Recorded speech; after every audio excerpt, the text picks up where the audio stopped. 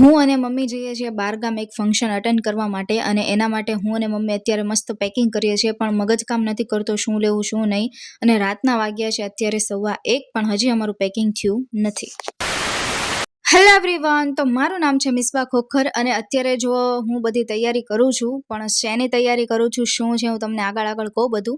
તો અત્યારે તો જો હું અને મમ્મી મસ્ત પેકિંગ કરીએ છીએ પણ પેકિંગ હજી નથી કરતા પણ કપડાને એવું બધું કાઢીએ છીએ કે શું લઈ જાઉં શું નહીં એમ।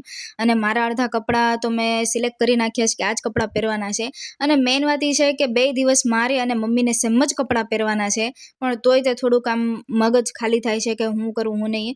અને એમ બી છોકરીઓને તો મેકઅપ લેવાનો હોય કટલેરી લેવાની હોય એટલે એમ જ થાય યાર શું લેવું શું નહીં અને એમ જો આમાંથી મારે હું કાઢવું એ જ નથી ખબર પડતી એટલે મારો મગજ તો અત્યારે કામ નથી કરતો પણ પેકિંગ તો કરવું જ પડશે।